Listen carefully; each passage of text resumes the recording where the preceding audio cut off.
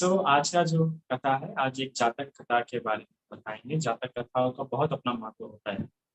जातक कथाओं में जो सबसे अच्छी जो सीखने बात है, जो हम एक बात निकाल ले जातक कथाओं से, कि जो हमारे संस्कार होते हैं, जिसे हम सरल भाषा में क्या कहते हैं, आदतें। जिसे हम सरल भाषा में क्या कहते हैं, आदतें कहते हैं। संस्कारों का बहुत डीप अर्थ होता है। इसको अगर इस रूप में समझेंगे तो हम उसे इमोशंस इस अर्थ में समझ सकते हैं। पर जातक कथाओं या सरल साधारण भाषा में हम इसे आदतों के रूप में देखते हैं।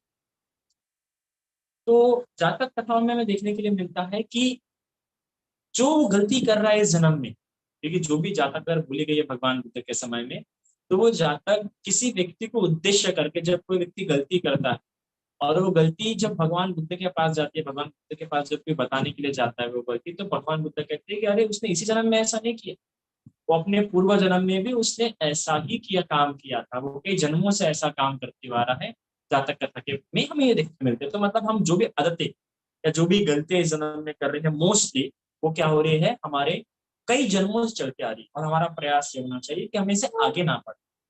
और एक बात जो बहुत विशेष रूप से जाननी है कि अगर कोई भी आदत लगातार 500 जन्मों तक हमारी हो जाए, लगातार 500 जन्मों तक अगर वो आदत हम कर रहे हैं, तो क्या हो जाता है, वो फिर अनंत होने पर भी नहीं छूटती है। जैसे सारी पुत्री कुश्ती और एक अनंत विश्व भी हमने पिछली बार सुने थे कि उनको निकम्मा बोलने की आदत थी। तो ऐसा ही कुछ वर्ड था, शैतान या दुष्ट पापी, ऐसा कुछ शब्द बोलने की वो आदत थी अनंत होने के बाद भी।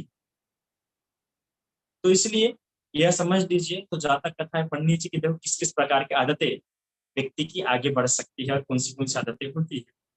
तो उसी में से एक समय थी कि एक भिक्षु था।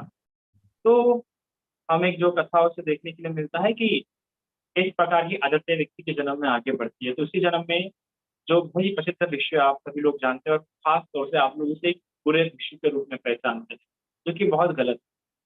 ये कथा है देवदत्त की। एक बात आप देवदत्त के बारे में समझ लीजिए, कृपया करके देवदत्त को बुरे भिक्षु के रूप में मत जानिए, है ना।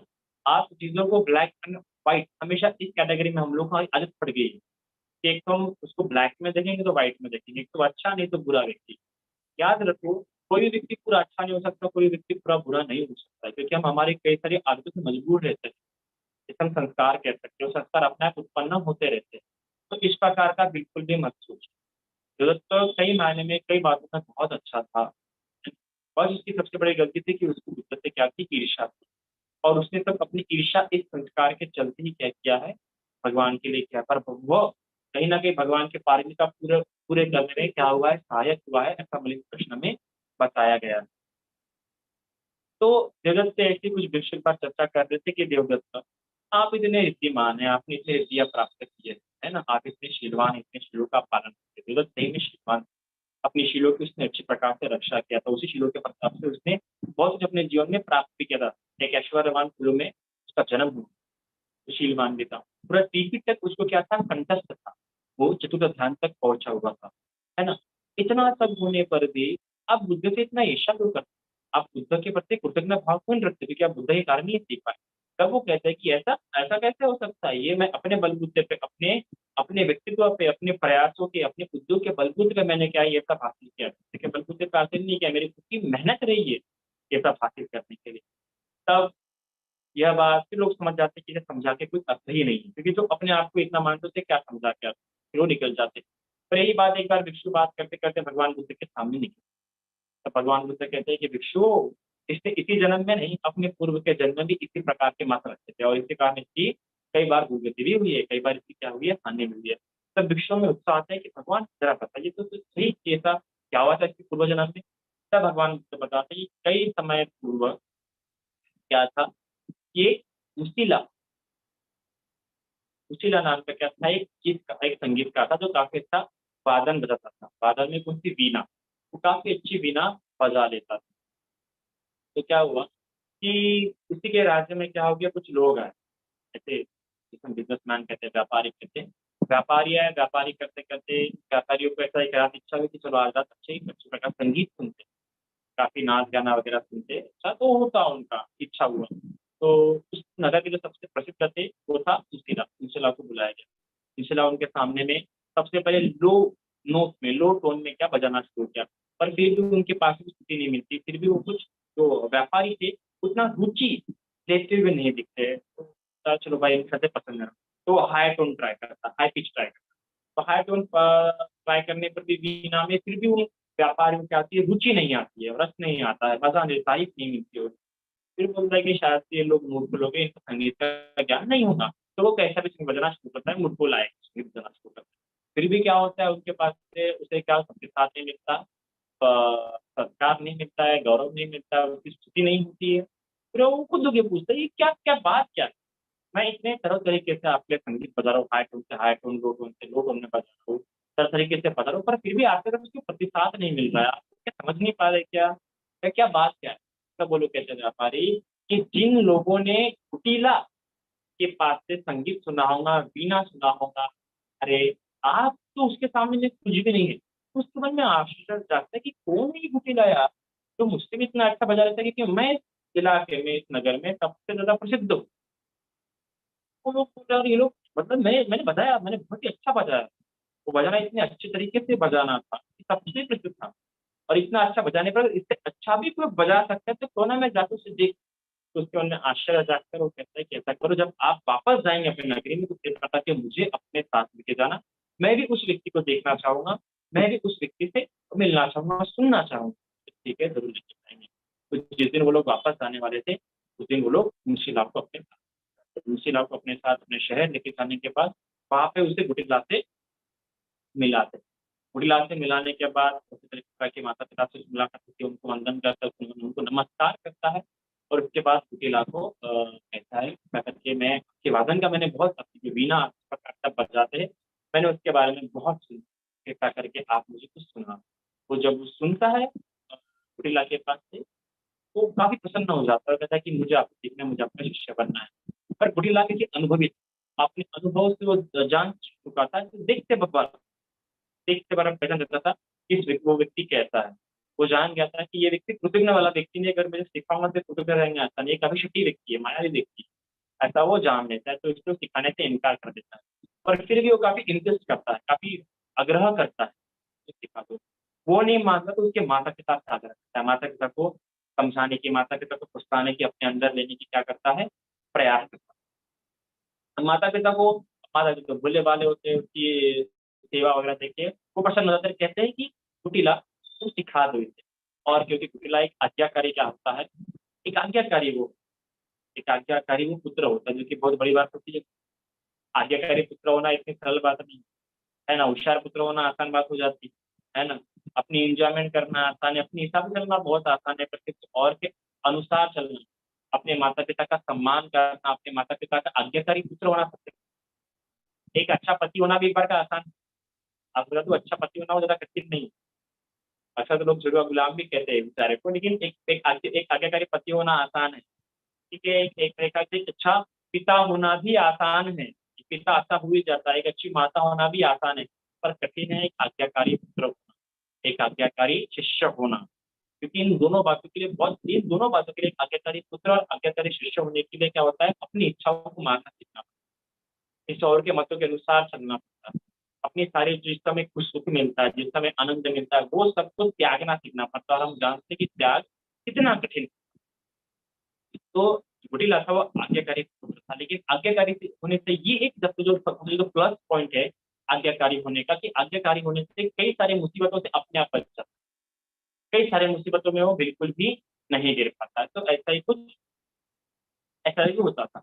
तो और उसकी देवता लोग भी रक्षा करते हैं, इसकी कुटिला।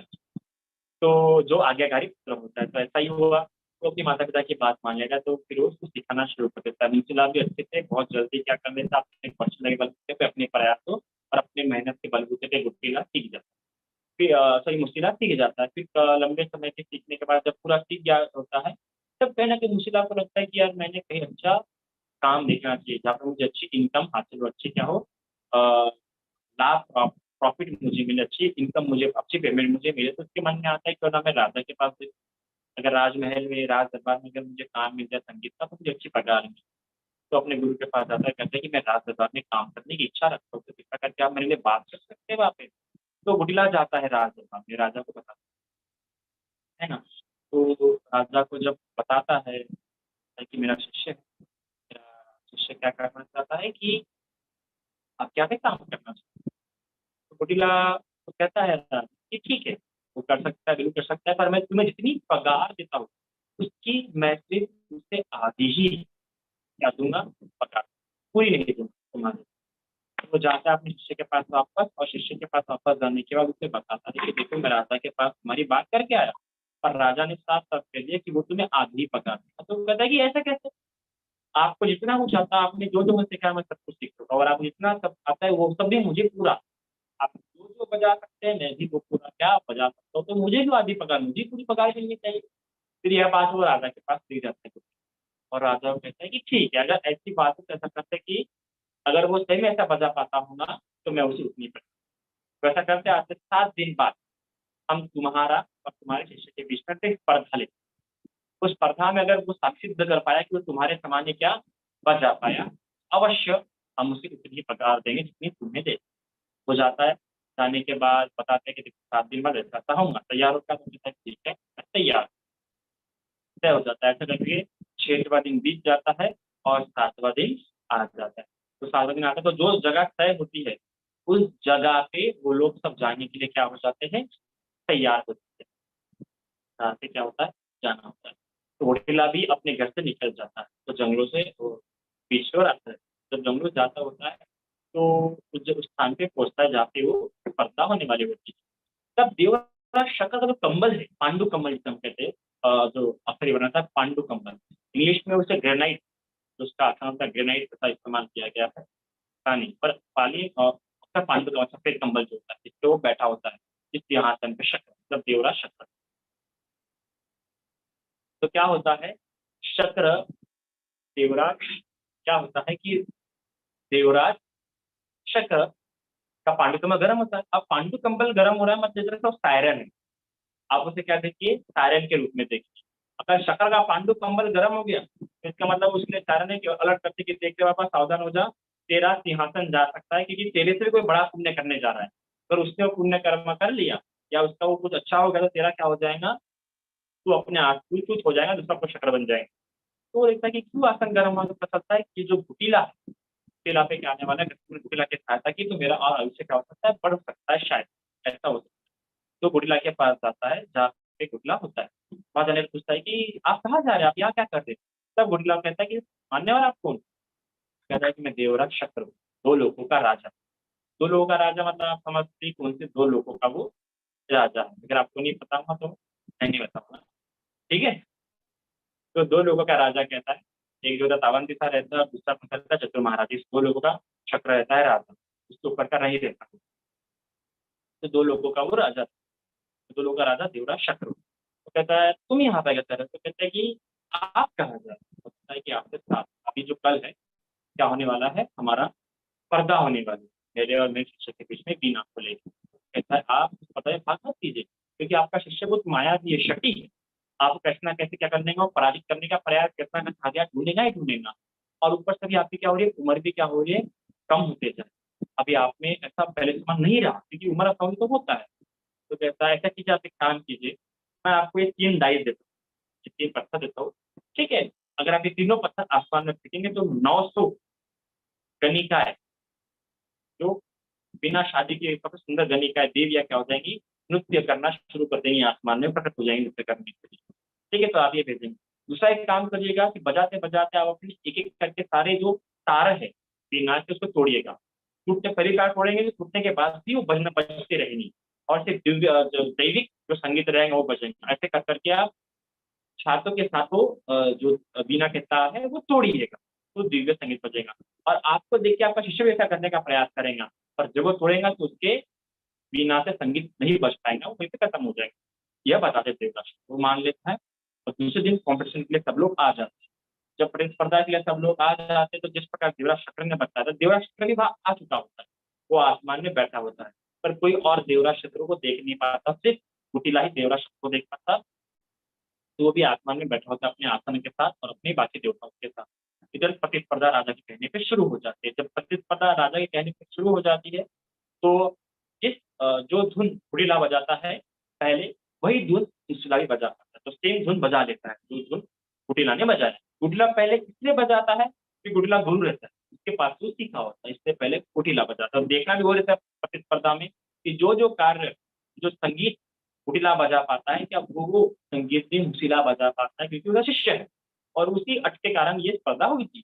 तो गुड़िला जो पहला संगीत बजा पाता है, वो भी मुशीला बजा लेता है। फिर इसके बाद क्या होता है, फिर ऐसे जो संगीत आगे वो बजाने की कोशिश करता है, वो मुशीला बजा लेता है। फिर गुड़िला जो शक्ति ने कहा था वैसा करना शुरू करता है। गुड़िला बजाते बजाते सबसे पहली जो तार है वो तोड़ देता है, फिर भी संगीत बजते रहता है, और कौन सा, एकदम दैनिक संगीत बजना। और ऐसे करते करते दूसरी तीसरी चौथी वीणा वो, दूसरी तीसरी चौथी छठी सातों तार एक एक करके तोड़ता है, और पूरे नगर में वो संगीत, वो दैविक संगीत बजना, उसकी आवाज गूंजना कहते शुरू होती है। यह देख के मुसला भी करता है। मुसला को लगता है शायद मैं भी कर पाऊंगा, पर मुसला जब प्राप्त होता है तो उसका बिल्कुल भी संगीत नहीं बजता है। इस बात से वो काफी निराश भी हो जाता है। फिर आगे क्या करता है गुड़िला, आगे करता है कि जो उसका जो डाइस दिए रहते हैं देवराज शुक्र इंद्र ने, उसमें से एक डाइस, एक पत्थर क्या होता है, वो आसमान में फेंक देता है। तो 300 गणिकाएं, दैविक गणिकाएं जो बिना शादीशुदा की हुई रहती है, वो वहां पे प्रकट हो जाती है और वहां पे नृत्य करना शुरू कर देती है।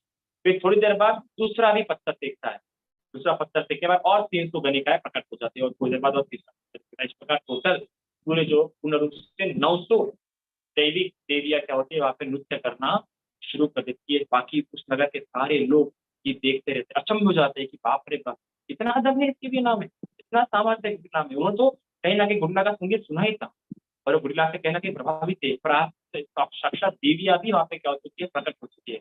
ये देख के सभी लोग आश्चर्य हो जाते हैं। तब जो उनका जो राजा है वो भी देखता, और उससे काफी प्रसन्नता हो जाती है। और राजा क्या होता है तब, मुशीला को देख, पर मुशीला को देखने के बाद अपने जो मिनिस्टर थे, जो मंत्री है, उन मंत्रियों को देखता है, और मंत्री भी राजा की आंखें देख के समझ जाते हैं कि राजा क्या चाहता है। तब मंत्री लोग अपना फिर लकड़ी लेते हैं, और लकड़ी से मुशीला को मारना शुरू कर देते हैं। क्यों मारना शुरू कर देते हैं? तो एक शिष्य होने पर भी अपने गुरु को ललकारता है, एक शिष्य होने पर भी अपने गुरु के पास सीख के बाद भी गुरु का क्या करता है, सम्मान नहीं करता है, आदर नहीं करता है। यह जानते थे कि वो समाज धार्मिक समाज था, और धर्म जो धार्मिक समाज होता है वो अपने गुरुओं का हमेशा क्या करता है, आदर करता है। क्योंकि हम जो अपने गुरु के पास जो सीखे हैं, भले हम अभी आगे बढ़ चुके होंगे, हमने वो जो प्राप्त करा था उनसे भी अच्छा सीख लिए होंगे, पर कहीं ना कहीं बेस की आवश्यकता पड़ती है। बिना बेस के आप कुछ कर नहीं सकते। तो वो बेस जहाँ से मिला है, तो उसको हम नहीं मानेंगे ना। हर व्यक्ति अपनी मेहनत से सीखता है, ऐसा नहीं कि नहीं, पर आपको उस दिशा में किसने लाया, आप में वो अंकुर किसने पनपाया, आप में वो अंकुर किसने बढ़ाया, वो बेस किसने दिया। अगर वो बेस नहीं होता तो आज ये कर पाएगा। तो प्रथम कारण हमेशा महत्वपूर्ण होता है। अगर वही इंसान उसे भूल जाता है तो वो अहंकारी हो जाता है, वो आगे निकले काबिल नहीं रहता है। ऐसा ही कुछ हुआ था। तो इतना पुण्य कर्म करने के बाद सभी लोग प्रसन्न हो जाते हैं। प्रसन्न होने के बाद आखिर में देवराज शुक्र से कहता है कि तुम कल, मैं अपना वैजयंती यान तुम्हें लेने के लिए भेजूंगा, क्योंकि मैं तुम्हारी कल, तो तुमसे कल कुछ बात करना था, तो मैं कल अपना वैजयंती यान तुम्हें भेजूंगा, दोपहर को तुम आ जाना। तो ऐसा सब प्रोग्राम होने के बाद सब लोग अपने अपने घर पे चले जाते। जब सब लोग अपने घर पे जाने के बाद जब दूसरा दिन आता है, तो अपने देवराज शक्र अपना वैजयंती यान गुड़िला के घर में भेज देता है। तब उस सभा से देवराज शक्र उठ के जा रहा था, तब जो बाकी जो 900 जो नृत्य किए थे जिन्होंने कल, वो पूछते क्या कहाँ जा रहे, तो कहता मैं गुड़िला का संगीत सुनूं। तो कहते हैं हम भी सुनना चाहेंगे उसका संगीत, कृपया करके हमें भी आने दीजिए। तो कहता है वो भी फिर ऐसे 900 देविया और देवराज शक्र अपने जो उनका जो गृह रहता है वहां पे वो जाते हैं, और वहां पे कुटिला आ जाता है। कुटिला को तब देवराज शक्र कहते हैं कि कृपया करके अपना संगीत सुना है, हम आपका संगीत सुनना चाहते हैं। तब कुटिला कहते हैं कि देखिए मैं एक कलाकार, अब मैं कलाकार हूँ, तो अगर मेरी कला है, अगर आप मेरी कला देखना चाहते हैं, सुनना चाहते हैं, तो आपको उसके लिए कीमत भी चुकानी पड़ेगी। मुफ्त में मैं नहीं सुना सकता, क्योंकि उसकी जो आजीविका है उसी पर चलते हैं, तो मुफ्त में नहीं सुना सकता। घोड़ा अगर घास साथ दोस्ती करेगा तो कमाएंगे, ऐसी बात। तो कहता है ठीक है, तो तुम क्या कीमत चाहते हो, तुम क्या कीमत चाहते हो? तो वो कहता है ये जो 900 जो देवियां है, ये 900 देवियां जो कल नाचकर इतने अद्भुत, इनका दिव्य वन इतना सुंदर है, इनकी आभा इतनी चमकदार है, ये किस पुण्य कर्म से यहाँ पे आए हैं, किस पुण्य कर्म से यहाँ पे उत्पन्न हुए? मैं इनका पूर्व का पुण्य कर्म जानना चाहता हूँ कि इन्होंने अपने पूर्वजन्म में से कौन सा कर्म किया, जिस पुण्य कर्म के प्रताप से आज इंद्रप्रस्थ में ही उत्पन्न हुए, और इतने सुंदर रूप, इतने सुंदर आभा इनके प्राप्त हुए। अगर मुझे इतना भी पता चल जाए तो मैं संतुष्ट हो जाऊँ। कहते हैं ठीक। तो आप पूछ सकते हैं इससे। तो सबसे पहले गणिका से पूछता है कि देखो तुम्हारी आभा इतनी सुंदर, इतनी कांतिदार, तुम्हारे शरीर से इतना स्वर्ण प्रकाश निकल रहा है, तब कौन सा पूर्व जन्म में तुमने पुण्य कर्म करा जो तुम्हें ऐसा हुआ है? तब बताता है कि अपने पूर्व जन्म में मैंने क्या थी कि बुद्ध को एक दिया, एक दिया अर्पण किया था, उनके जो मॉनेस्ट्री में देखे थे एक दिया अर्पण किया था, उसी के प्रताप से मुझे ये मिला। फिर ऐसा करके एक हर एक से पूछता है, तो वो बताता है कि मैंने अपने पूर्व जन्म में बड़े श्रद्धा भाव से विपश्य बुद्ध या कश्यप बुद्ध की जो स्तूप था, उस स्तूप पे क्या फूल अर्पण किए थे। उस पुण्य कर्म के प्रताप से मुझे वह दिव्य बन प्राप्त हुआ। इसने कहा कि मैंने 5 तरह के परफ्यूम, जो जैसे परफ्यूम बना होता है, वो परफ्यूम मैंने क्या किया था, उस गंध से मैंने क्या की थी, उनके स्तूप की क्या की थी, पूजा की थी। एक कहते हैं कि मैंने एक रात बुद्धि वृक्ष के पास रात भर दिया जलाया था, प्रकाश उत्पन्न किया था। तो उस पुण्य कर्म के प्रताप से मुझे, तो ऐसे ही हर कोई बताता है कि मैंने अपने पूर्वजन्म में किसी को बताता है कि मैंने अनाथ को हमेशा अच्छा भोजन खिलाया, भले ही मैंने अपने से थोड़ा सा खाया होगा, पर उनको अपना ज्यादा हिस्सा दिया और मैं थोड़ा सा कम खाया। मैंने क्या किया, कम ही खाया और उनको ज्यादा दिया। इस पुण्य कर्म के प्रताप से मुझे आज ये दिव्यपन प्राप्त हुआ। तो सभी लोग ऐसे अपना एक एक करके पुण्य कर्म, और इतना प्रसन्न होता है सभी के पुण्य कर्म सुनकर, वो भी जानता है कि मुझे भी शायद कोई सब दिव्य कला जो मैं सीख पाया, ये इतना मुझे सुख प्राप्त हुआ, ये जो ऐश्वर्य जो मुझे प्राप्त हुआ, धन धान्य जो मुझे प्राप्त हुआ, इस हिसाब से मेरे ही पुण्य कर्म के कारण से प्राप्त हुआ। और मुझे अभी भी पुण्य कर्म करना चाहिए ताकि मुझे आने वाले समय की प्राप्त हो। क्योंकि जब कल गुटिला ने जब बीना बजाया था, तो कई सारे लोगों ने तो अपने बदन के, अपने शरीर के ऊपर के सोने फेंक के दिए थे। जैसे कि सोने की वर्षा हो रही है, गहनों की वर्षा हो रही है, राजा ने भी किस तरह कार्शापन दिए थे। तो भले ही क्या होता है, आप देखो कभी कभार आप देख सकते हैं कुछ लोग बहुत टैलेंटेड होते हैं, पर फिर भी उनके टैलेंट लायक उन्हें पैसा नहीं मिलता। और कुछ लोग टैलेंटेड नहीं होते, पर फिर भी उन्हें मिल जाता है, तो उनके पुण्य कर्म है पूर्व जन्म। तो इसी प्रकार वो काफी प्रसन्न होता है इनके पुण्य कर्म सुन के, और काफी आनंदित। हम देख सकते हैं कि इस जन्म में भी देवदत्त ने क्या किया था, जिसके पास से, जिस गुरु के पास सीखा था, उस गुरु का आदर नहीं किया, और उसी कारण उसका क्या हुआ था, नुकसान। तो इस कथा से हमें कहीं ना कहीं ये सीखने के लिए मिलता है कि भले ही आप जो पुण्य कर्म दूसरों के लिए कर रहे हो, जो दूसरों के लिए भला कर्म कर रहे हो, उस व्यक्ति के पास से आपको उतना आदर, उतना गौरव ना मिले, पर आपने जो पुण्य कर्म किया उसका फल तो आपको मिलेगा ही मिलेगा। आपका फल रोक नहीं सकता। हाँ, ये हो सकता है कि उससे वैसा आदर गौरव ना मिले, पर आपका पुण्य कर्म का फल को रोक नहीं सकता। इसलिए पुण्य कर्म करते रहो, आदर और गौरव की अपेक्षा मत करो। जितना आज के लिए काफी है। साधु साधु साधु। वंदामी बनते जी। मंगल हो कुछ जो देवदत्त थे उन्हें अरंत पद प्राप्त हुआ था क्या? नहीं, यह स्वर्ण पर प्राप्त नहीं हुआ, पर क्योंकि उसने क्षमा मांग ली थी, उसने उसका जो सामर्थ्य था, क्योंकि उसने अपने भिक्षुशील वृत्ति से पालन किए थे, चतुर्थ ध्यान तक प्राप्त हो चुका था। चतुर्थ ध्यान प्राप्त हो गया मतलब कोई भी रिद्धि बल आसानी से प्राप्त कर सकता है। और इसके अलावा त्रिपिटक कंठस्थ और उसकी संकल्प शक्ति इतनी अच्छी थी, क्या पता है, एक बार स्थान लिया ना तो कर सकता। क्या था कि उसने भगवान को दुतांग के लिए मांगी थी, हमेशा के लिए। तो इसके कारण वो आने वाले समय में पच्चीस युद्ध होने वाला है, जब नरक निकलेगा। क्योंकि उसने गुरु कर्म किया था, इसलिए उसके अपरापरीय वेदनीय कर्म और उपपजीय वेदनीय कर्म, ये 2 कर्म नष्ट हो गए जब उसने गुरु कर्म किया। गुरु कर्म करने के बाद अपरापरीय वेदनीय कर्म और उपजीय वेदनीय कर्म नष्ट होने के कारण तुरंत नर्क गया। अब जब वहां से आएगा, तब जाके उसे कुछ कर्म फलित होंगे, तो तब जाके 25 बुद्ध बनेंगे। ओके ओमनी जी। या भंते जी, थैंक यू। साधु साधु साधु। अभी वो लंबे समय तक, पर उसने माफी मांग ली ना, तो वरना वो बहुत खतरनाक नरक में गिरने वाला था। पर क्योंकि उसने माफी मांग ली, इससे माफी मांगने से एक कर्म है कारण, वो एक नरक पहले, मतलब वो जो सबसे खतरनाक नरक था उसमें नहीं गया, उसके साथ ऊपर नरक में चला गया। तो ऐसे बहुत सारे लोग होंगे अभी भी बुद्ध के समय के जो अभी तक अरहंत हुए नहीं है, राइट? हाँ, बहुत सारे होंगे ना अभी भी, जो बुद्ध, जिन्होंने बुद्ध को ऐसे देखा हो, जो अभी भी है। पर देवताओं में तो बहुत, देव योनि में तो बहुत है जो अभी भी मौजूद है, जिन्होंने बुद्ध को देखा है।